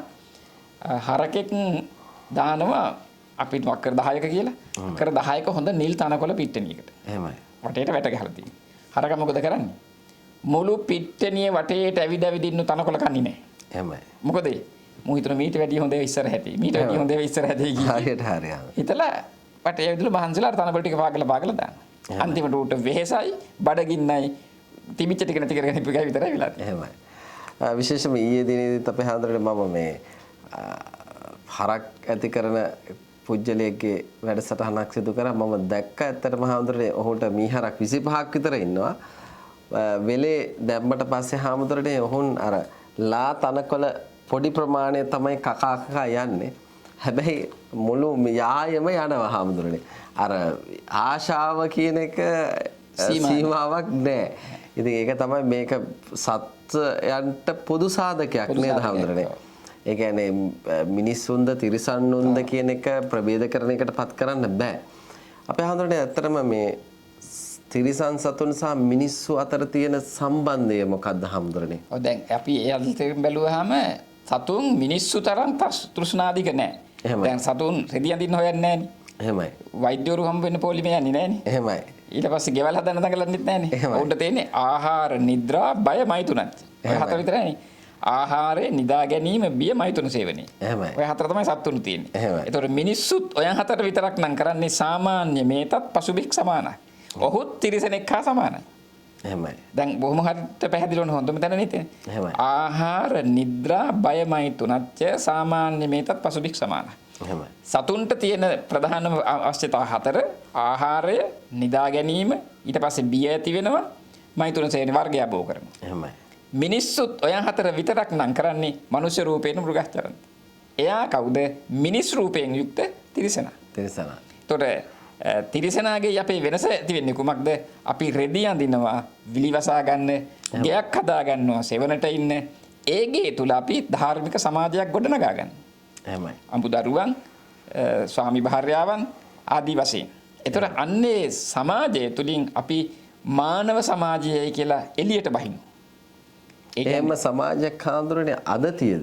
ඔව් අද සමාජයේ නැතුව නෙමෙයි මිනිසුන්ගේ ආකල්ප වලින් දුරස් වෙලා තියෙනවා. එහෙමයි. ඒ කියන්නේ අම්මා ළඟ මාතෘ ගුණය අඩු වෙලා තියෙනවා. පියා ළඟ පිතෘ ගුණය අඩු වෙලා තියෙනවා. එහෙමයි. දරුවන් ළඟ දරුවාගේ තිබී යුතු ගුණය අඩු වෙලා තියෙනවා. ගිහියා ළඟ ගිහි ගුණය අඩු වෙලා තියෙනවා. භික්ෂුව ළඟ භික්ෂු ගුණය අඩු වෙලා තියෙනවා. එතකොට හැම සමාජ එකකක්ම දෙදරලා තියෙනවා. මම නිතර කියන එකක් තමයි වර්තමාන සමාජයේදී අපි අලුතෙන් කතිකාවතක් ගොඩනගන්න වෙලා තියෙන අලුත් සමාජයට එතෙන්දී අපේ පාසල අධ්‍යාපනයේ පරාදයි, පොලිසිය පරාදයි, අම්මා තාත්තා වැඩිහිටිය පරාදයි, පන්සල ආගමික ස්ථානයේ පරාදයි, පොලිසිය පරාදයි. එහෙමයි. මේ ස්ථාන පහම වර්තමාන සමාජයට වග කියන්න බැරි තරමට පරාද වෙලා තියෙනවා. එහෙමනම් අපි අලුතෙන් දැන් අලුත් ක්‍රමවේදයක් හොයාගන්න ඕන වර්තමාන පරපුර අපි යහපත් තත්ත්වයට ගේන්න. මොකද අධ්‍යාපනය තුලින් බිහි වුණා නම් හොඳ පිරිසක් මේ රටේ මෙහෙම වෙන්න බෑනේ. එහෙමයි. අද මේ තියෙන තත්ත්වයටපත් වෙන්න බෑ. නෑ ඒ නිසා එතන පරාදයි. දෙමව්පියෝ හොඳ දරුවන්ට හැදුණා නම් මේ විදිහ වෙන්න බෑනේ. එහෙමයි. මේ විදිහේ රාජ්‍ය සේවකයා, දේශපාලඥයා හැම කෙනෙක්ම හොර තක්කඩිකම් කරන තත්ත්වයටපත් වෙන්න බෑනේ. එහෙමයි. ඒ හොඳ ගුරුවරුන්ගෙන් හොඳ දෙමව්පියන්ගෙන් ආభాෂයක් ලැබුණා. ඒක ලැබිලා නැහැ. හොඳ අනුශාසනා පන්සලෙන් පල්ලියෙන් කෝවිලෙන් කරා නම් මානව ධර්මයේ ආගම නිසා විප්ලව කරගන්න බෑනේ. ඒ තත්ත්වයක් පරාද වෙලා තියෙනවා. පොලිසිය හරියට නීතිය ක්‍රියාත්මක කළා නම් රටේ නීතිගරුක නැති අවිනීතිය රජයන තත්ත්වයකටපත් වෙන්න බෑනේ. එහෙමයි. ඒ හැමතැනම කඩා වැටලා තියෙනවා නම් මේ ආයතන පහ කඩා වැටුණා. ඒ කියන්නේ රටක අවාසනාව. එහෙනම් අපි දැන් අලුතෙන්ම විද්වත් කතිකාවතක් ගොඩනගන්න ඕන කොහොමද අපි නව ලෝකයේ තරුණ පිරිස අමතන්නේ. තරුණ ලෝකයට මුණ දෙන්නේ කියන එක පිළිබඳව ලොකු ගැඹුරකින් යුක්ත සාකච්ඡාවක් වෙන මම හිතනවා ඒ ගැඹුර තියෙන එකම තැනත් ධර්මය තමයි. ධර්මය තුල ඒ ගැඹුර තියෙනවා. එහෙමයි. වහන්සේ කියපු කාරණාවත් එක්ක ඇත්තටම දහම් කතිකාවන් ඇතුලේ අපි සාකච්ඡා කරන්නේ මේ නූතන සමාජයේ අත්දකින ප්‍රශ්න වලට බෞද්ධ දර්ශනයේ ඇතුලේ කොහොම විසඳුම් සපයන්න ඕනද කියන කාරණාව තමයි ඇත්තටම අද දවසේ අපි මේ සාකච්ඡාවන් ඇතුලේ ගොඩනගන්නෙම කාලීන අවශ්‍යතාවය බවට පත් වෙන්නේ. හැබැයි හැමදෙරේ දැන් අපි දකිනවා මිනිස්සු බොහෝ විදියට අද මිනිසුන්ට නෙමෙයිනේ හාමුදුරු ලං වෙන්නේ මිනිස්සු සතුන්ටනේ ලං වෙන්නේ. සතුන් ෂුවර් කියලා කියන හාමුදුරනේ. ඒ කඩේ බඩු ෂුවර්. හැබැයි මිනිසුන්ගේ කඩේ බඩු ෂුවර් නෑනේ හාමුදුරනේ. එහෙම අපිට දැනුණට අපිට තියෙන අත්දැකීමක් තමයි මේ පැවිදි ජීවිතෙත් එක්ක ඉන්න විට එහෙමයි. ගැඹුරු ධර්මයේ තියෙන තැනට තමයි මිනිස්සු කැමති. එහෙමයි. දැන් අපේ රටේ මේක කාටවත් ඉලක්ක කරලා කියන එකක් නෙමෙයි. එහෙමයි. ධර්මය විකෘති කරනවා. එහෙමයි. ධර්මයේ විකෘති කරලා විතරක් නෙමෙයි. දැන් යාග හෝම යාඥා බවට පත් වෙලා තියෙනවානේ ධර්මයේ. එහෙමයි. අපි මේ බුදුහාමුදුරුවෝ තහනම් කරපු දේවල් ඇත්ත වශයෙන් කිව්වොත්. එහෙමයි. මේවා කරන්න එපා කියපු දේවල් තමයි අද හුඟක් තැන්වල කරන්නේ. එහෙමයි. මේ එක එක බුදුහාමුදුරුවන්ගේ ඥාන පූජාව කියයි. එහෙම නැත්නම් වෙන අබතෙල් පූජාවක් කියලා කියන්නේ ලොම්මල් පූජා කියලා කියයි. ඒවා මේ අපිට අදාළ ඒවා නෙමෙයි. එහෙමයි. බුදුහාමුදුරුවෝ වදාන මහණෙනිය ඔබට අදාළ දේවල් නෙමෙයි. ඒවා ගිහි ඕදාත වස්ත්‍රධාරීන් විසින් සිද්ධ කරයි කියලා. සුදු වස්ත්‍ර දිනයි විසින් කරයි කියලා. එහෙමයි. ඒක මේ හේතුව බෞද්ධ දර්ශනය කියන්නේ මේ පූජාවන් විදියොත්සේ ගියපු යාතු කර්ම කරන එකක් නෙමෙයි. එහෙමයි. මේ විශ්වයේ තියෙන ඊටාම ගැඹුරු දර්ශනයක්. එහෙමයි. දාර්ශනික ලෝකයේ අංක 1ට ගෙනෙන දර්ශනය. එහෙමයි. ඒ දර්ශනයේ තියෙද්දි අපි මොකද කරන්නේ? වෙනත් අර බලිතොයිල් යාතු කර්ම කර ඉන්නවා. එහෙම නැති තැනට බුද්ධිමත් අය එකතු වෙනවා. ඒක අපිට හොඳට තේරෙනවා. මට දවසකට දුරකථන ඇමතුම් 10ක් 12ක් එනවා ධර්ම කාරණා විමසන්න. එහෙමයි. රටේ ලෝකේ විවිධ අය අපේ රටේ විතරක් නෙවෙයි විදේශ වලින් පවා එහෙම. ඒ හේතුව මොකද? එයා ධර්මය හොයන. එහෙමයි. ඒ ධර්මය හොයන තැනට මිනිස්සු එකතු වෙනවා. එහෙමයි. අපිට දැනන් වෙලා තියෙන්නේ අපිට දැනෙනවා නිකන් උඩින් බැලුවාම මිනිසුන්ට ගැඹුරක් නැහැ කියලා. ගැඹුරක් නැහැ තමයි. ඇයි ගැඹුර දෙන්න ඕන තැනින් දෙන්නේ මොනවද? වෙනත් දෙයක්. වෙනත් දෙයක්. ඉතින් කොහොමද මිනිස්සු ගැඹුරට යන්නේ? ඔව් දැන් අපේ හන්දරට දැන් ඇත්තටම වහන්සේ කියපු කාරණාවත් ඇතුලේ අපිත් විශේෂයෙන්ම මාධ්‍යයක් දැන් අපි ගත්තොත් පළවෙනි එක දැන් ගණිතදී මිනිසුන්ට දැන් මේ විවිධ ආගමේ තියෙන විවිධ සංස්කෘතික දේවල් ගැන තමයි වහන්සේ කතා කරේ. අපි විශ්වාස කරන අපේ හන්දරනේ ඒ බෞද්ධයාට යම් ආකාරයක නිවන් යන්න බෞද්ධ දර්ශනයේ තියෙන ගැඹුරු යථාර්ථයන් තීරුම් ගැනීම සඳහා විශේෂයෙන්ම මේ පූජා විධි කර්ම සංස්කෘතික කාරණා බෞද්ධ ආගමේ තියෙන මේ දේවල් යම් ආකාරයක මිනිස්සු කහ ගන්න අවශ්‍ය වෙන්නේ හාමුදුරනේ මේක බෞද්ධ දහම තෝරා ඒ ගමන සඳහා යම් දැන් අපි හාමුදුරනේ දැන් අපි සිංහල වෙදකම ගත්තොත් හාමුදුරනේ අරිෂ්ටයක් දුන්නොත් අපි මීපැණි ටිකක් දෙනවා අපේ හාමුදුරනේ. ඉතින් වහන්සේට හිතෙන්නේ නැද්ද දැන් මේ පූජා විධි ක්‍රියාවලිය ඇතුලේ මිනිසුන්ට යම් මීපැණි ටිකක් නේද මේ දීලා තියෙන්නේ කියලා. ඒක බෞද්ධයා තේරුම් ගත යුතුයි කියලා දැනෙන්නේ නැද්ද හාමුදුරනේ? නෑ දැන් අපිට පේන්නේ මේ ඉස්සෙල්ලම කිව්වට මාධ්‍ය වලින් ලොකු මෙහෙවරක් කරන්න තියෙනවා. මාධ්‍ය වලින් කරන්නේ මොකද්ද? ධර්මය විනාශ කරන්න අනුබල දීම. එහෙමයි. ඒ කියන්නේ ධර්මය විකෘති කරන තක්කඩි හොරු මේ රහතන් වහන්සේලායි බුදු වෙලයි කියපු જાති ඒවුන් කෙනල්ලා තක්කඩි ගෙනල්ලා පුම්බලා තියෙන මාධ්‍ය වලින්. එහෙමයි. එතකොට මිනිස්සු හංගාන්න රහත් වෙලා. මෙන්න බුදු වෙලා. එහෙමයි. එතකොට මාධ්‍ය ඇයි ඒ වගේ අවිචාරවත් වැඩ කරන්නේ? මේ රටේ හැම පැත්තකින්ම කඩාවැටීම් වලට වගකිය යුතු අය තමයි මාධ්‍ය. අංක 1ට මම ඒ චෝදනාව කරනවා. නෑ ඇත්ත හම්දුරනේ. එතකොට එහෙම නැතුව ඔය කියාපු විදිහට ඔය යාතු කර්ම සත්‍යක්‍රියා මේවා කිරීම තුලින් මිනිසුන්ගේ ඥානය පහළ වෙන්නේ නැහැ. ඒක ඇත්තම. මිනිස්සු ඒ තුලින් මත් වෙනවා. මත් වෙලා එතකොට මේ උදාහරණයක් විදිහට සරල ඕලාරික උදාහරණයක් කිව්වොත් මේ බල්ලෙක් කපන්නනකොට මේ බුදුහාරෝ මං බේර ගනීවා කියලා එහෙම හිටියොත් හරියන්නේ නැහැ. එහෙම එකක් නෙමෙයි බුද්ධ ධර්මයේ කියන්නේ. එහෙමයි. ඒක අර මේ යාඥා ක්‍රම. එහෙමයි. ලෙඩ වුණෙන් පස්සේ බේත් ගන්න මං බෞද්ධ බුදුහාමුදුරන්ගේ පිහිටෙන් මං ලෙඩේ මගේ සනීප වෙයි කියලා හිටියොත් මැරෙනවා. එහෙමයි. බුදුහාමුදුරුවෝ එහෙම කෙනෙක් නෙමෙයි. එහෙමයි. බුදුහාරෝ එහෙම මේ විශ්වයේ නිර්මාණය කරාය මම තමයි මේ කරන්නේ මං කියන දෙයට පරිබාහිරව කවුරුත් යන්න එපා. මේ ඔබලා ඕන දෙයකදී ලෙඩක් හැදුනොත් බේත් ගන්න එපා මං සිහි කරන්නේ ඒව නෑ බුදුහාරෝ. එහෙමයි. මේ මෙන්න දර්ශනේ මෙන්න ඒ දර්ශනය සොයාගන්න තියෙන පාර මේකේ ගියොත් ඔබට මං කියන තැන හමු වෙයි. මේකේ නොගියොත් ඒක මගහැරි. ඉතින් ඔය දැන් තියෙන ක්‍රමවේද බුදුහාරෝ පෙන්වපු පාරට නෙමෙයි ඊට විරුද්ධ පැත්තේ යන ගමන් මගකට තමයි අපි යොමු වෙලා තියෙන්නේ.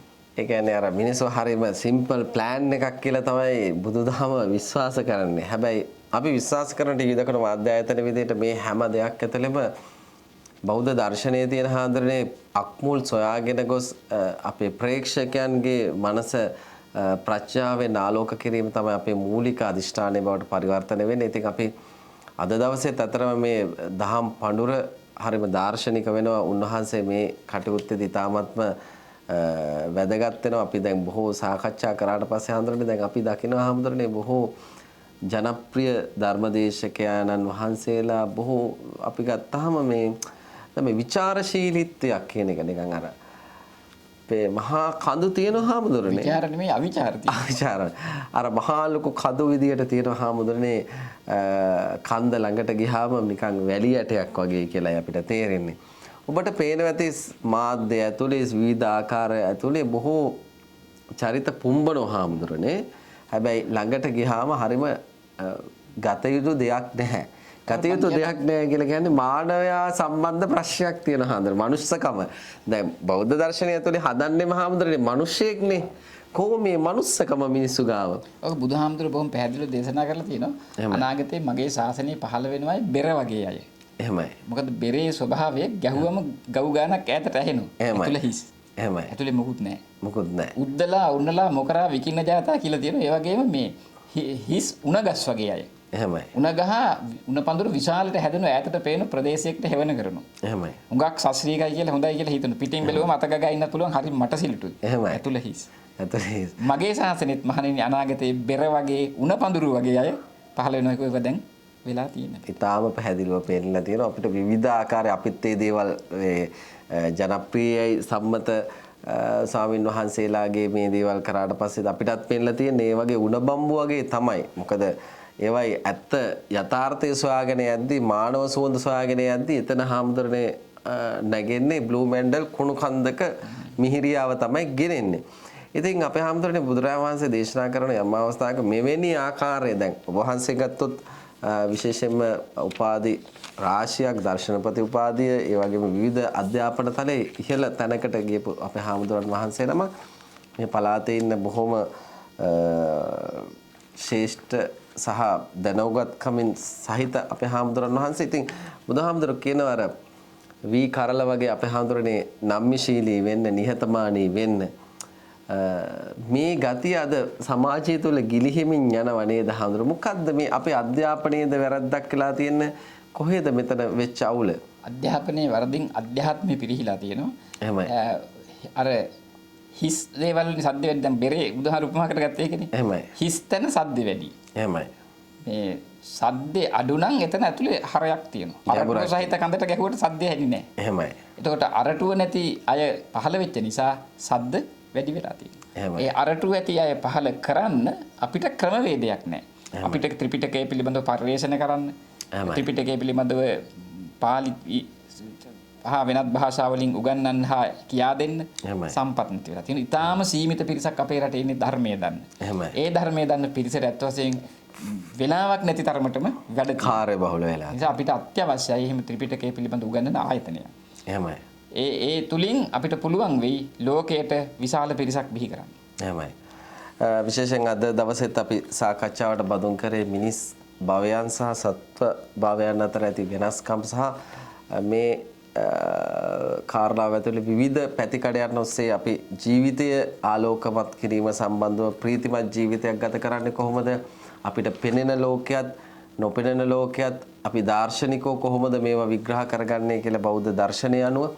ඉතින් විශේෂයෙන්ම මේ කටයුත්තේදී අපිට අද මාධ්‍ය අනුග්‍රහය දැක්ුවේ WM ටිකිරි කුමාරේ අම්මා කටාරවල ඉඳලා ටීවී දකුණු මාධ්‍ය ආයතනයත් එක්ක විශේෂයෙන් විශ්වසනීය සම්බන්ධයක් එක්ක අපි බොහෝ සමාජීය වැඩ බොහෝ දේවල් සිදු කරමින් කටයුතු කරා. නමුත් අපි බොහෝ විදියට අපි උත්සාහ කරනවා අපේ ඉන්න ප්‍රේක්ෂක සමාජයේ සහ සහෘද සමාජයේ වඩාත් ඥානාවලෝකනයට පත් කිරීම තමයි අපේ මූලික අදිෂ්ඨානය බවට පරිවර්තනය වෙලා තියෙන්නේ. මොකද අපි බොහොම කැමතියි මොකද ප්‍රඥාවෙන් ලෝකයේ දකින මිනිස්සු බිහි කිරීම තමයි අපේ මූලික තේමාව වෙන්නේ. ඉතින් ඒ නිසා ඔබගේ සංවේදී හදවත් අපි කැමති හොඳ ප්‍රඥාවන්ත දැනුගත් මනසක් නිර්මාණය කළ ලෝකයේ තියෙන අභියෝග සහ ජීවිතයේ තියෙන අභියෝග වලට මුහුණ දෙන පෞරුෂාත්මක මිනිස්සු බිහි කිරීම තමයි අපේ මූලික තේමාව බවට පත් වෙන්නේ. ඒ උදාර කටයුත්ත අපිට මල්පල ගන්නවන්නට WM ටිකිරි කුමාරී අම්මා කටාර්වල ඉඳලා අපිට ලංකාවේ අනුරාධපුර විජයපුර ප්‍රදේශයේ පදිංචි වෙලා ඉන්නේ. ඉතින් ඇයට නිරෝගී සම්පන්න භාවයේ චිරජීවනය ප්‍රාර්ථනා කිරීමේ අරමුණ සහ අනුෂා ඉන්දිකා මහත්මිය ඇයගේ පියාණන් වහන්සේ ටිකිරි බණ්ඩා පියාට පුණ්‍යානුමෝදනා කිරීමේ අපේක්ෂාව පෙරදරි කරගත්තු. ඇයටත් අනුෂා ඉන්දිකා මහත්මියටත් අපි නිරෝගී භාවයේ චිරජීවනයේ හදවතින් ප්‍රාර්ථනා කරනවා. ඇයගේ පවුලේ හැම දෙනාටම යහපතක් උදා වේවා කියලා හදවතින්ම ප්‍රාර්ථනා එකතු කිරීමේ අදිෂ්ඨානයේ ඇතුලේ තමයි මේ උතුම් සත්කාරය අද දවසේ අපි සිදු කරේ. විශේෂයෙන් ඔබටත් මේ වගේ උතුම් ප්‍රඥාවන්තකම ලෝකයට ප්‍රචාරණය කිරීමේ අවස්ථාව අපිත් එක්ක එකතු වෙලා උදා කරගන්න පුළුවන්. මෙවැනි ස්වාමින් වහන්සේලා සමග දැනුගත් ස්වාමින් වහන්සේලා සමග බෞද්ධ දර්ශනයේ තියෙන සැබෑ අර්ථවත් දේවල් අපිට අවශ්‍යයි. මේ වියකී යන මානව සමාජයේ මිනිස්කම ධර්මය තුලින් ආලෝකමත් කිරීම තමයි අපි මූලික අදිෂ්ඨානය බවට පත් වෙන්නේ. අපිට කතා කරන්න පුළුවන් 071 8යි 46 36 86 දරන අපේ දුරකථන අංකයට WhatsApp imo වලින් අපිට කතා කරලා ඔබට අපි සදා අත්වල බැඳ ගන්න පුළුවන්. මෙවැනි සදහම් ආලෝකයක් ලොවට විහිදා ලන එක තමයි අපේ මූලික අදිෂ්ඨානය. මොකද බෞද්ධ දර්ශනය බෞද්ධ කම රැගත් මිනිස් සමාජයක් බිහි කිරීම, ඒ වගේම ලෝකයේ අනිත් ජාතීන්ට ආදරය කරන මිනිස්සු බවට සංහිඳියාව සහිත මනුෂ්‍යාත්ම බවට පත් කරන්න මිනිසුන් ඒ අභියෝග වලට සහ ඒ සංකලනයට ඔබ ගැළපෙන කෙනෙක් බවට පරිවර්තනය කිරීම තමයි අපේ මූලික අදිෂ්ඨානය බවට පත් වෙලා තියෙන්නේ. ඉතින් අද දවසේත් අපේ මේ සදහම් කතිකාවත සමග එකතුනේ අද දවසෙත් මේ කටයුත්ත සමග එකතුනේ අධ්‍යාපන අමාත්‍යාංශයේ නියෝජ්‍ය අධ්‍යාපන අධ්‍යක්ෂක ස්වාමින් වහන්සේ වගේම ශ්‍රී රතනපාල දහම් පාසලේ ප්‍රධානාචාර්ය ස්වාමින් වහන්සේ වගේම ප්‍රාදේශීය ශාසනාරක්ෂක බල මණ්ඩලය සභාපති හාමුදුරුවෝ මාතර දිස්ත්‍රික් ශාසනාරක්ෂක බල මණ්ඩලය ඒ වගේම දර්ශන විශාරද පූජ්‍ය කුඹල්ගොඩ ධම්මාලෝක අපේ හාමුදුරන් වහන්සේ තමයි අද දවසේ අපේ දහම් කතිකාව සමග එකතු වුණේ. ඉතින් උන්වහන්සේටත් අපි චිරජීවනයේ හදවතින්ම ප්‍රාර්ථනා කරනවා මෙවැනි උතුම් සදහම් කටයුතු වෙනුවෙන්. විශේෂයෙන්ම මේකේ අපි වැදගත්ම කාරණේ බවට පත් වෙන්නේ මොකද බෞද්ධ දර්ශනයේ තියලා මේ දේවල් අපි සමාජගත කරන හරියම කැමැත්තෙන් ඉන්න ආයතනයක්. මොකද ඒ හරහා අපි විශ්වාස කරනවා මිනිස් ප්‍රජාවට බොහොම අඳුරෙන් ඉන්න මිනිසුන්ගේ හිත්වලට ආලෝකයක් උදා වෙයි කියන පරමාර්ථය තමයි අපි හැම විටම උත්සාහ කරන්නේ. ඉතින් උන්වහන්සේටත් අපි චිරජීවනයේ හදවතින්ම ප්‍රාර්ථනා එකතු කරනවා මෙවැනි දහම් සාකච්ඡා උන්වහන්සේගේ ශාසනික ලෝකයට වැඩිපුර තව තවත් අපිට දායක කර ගැනීමට හැකියාව ශක්තිය ධෛර්යය ලැබේවා කියලා හදවතින්ම ප්‍රාර්ථනා එකතු කරගනිමින් අද දවසේ අපේ කටයුත්ත හමාර කරනවා.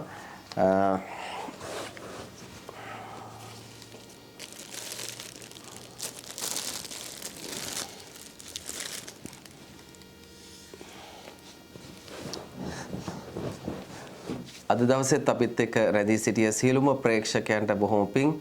අපි හෙට දවසෙත් බලාපොරොත්තු වෙනවා ඇත්තටම මෙවැනි උතුම් දහම් සාකච්ඡාවන් සමග එකතු වෙමින් ඔබගේ ධර්ම පිපාසාව සංසිඳුවමින් යහපත් පුරවැසියෙක් කිරීම සහ බෞද්ධ හිතකාමී මිනිස් ප්‍රජාවක් බිහි කිරීම තමයි අපේ මූලික අරමුණ. ඉතින් බොහොම පිං අද දවසෙත් අපේ සදහම් යාත්‍රා වැඩසටහන් සමග එකතු වීම සම්බන්ධව.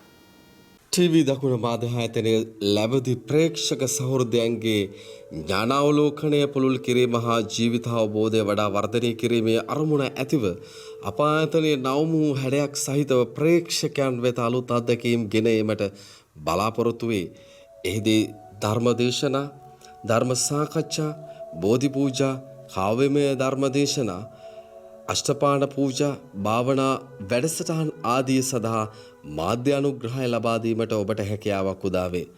බියගේ ඥාතීන්ට පින්දීම, සුජීවත්ව වාසය කරන පින්වතුන්ට සෙත් ශාන්තියක් උදා කිරීම, උපන්දිනයන් නිමිති කරගෙන දරුවන්ගේ අධ්‍යාපනය ලෝකයේ ජයග්‍රහණය කිරීම වෙනුවෙන් මෙම උතුම් කටයුතු වෙනුවෙන් ඔබට දායක වීමට හැකියාවක් උදා වේ. පින් කැමැති ඔබට කෙරෙන ආරාධනාවයි මේ. මේ සඳහා අමතන්න 0718 46 36 86 දරන WhatsApp ඊමෝ අංකයට අප වෙත කතා කරන මෙන් ඉල්ලා සිටිනවා. නැවතත් අපේ දුරකථන අංකය 0718 46 36 86 දරන WhatsApp ඊමෝ අංකය වලට අමතා මේ ගැන තොරතුරු විමසිය හැකි. ස්තුතියි.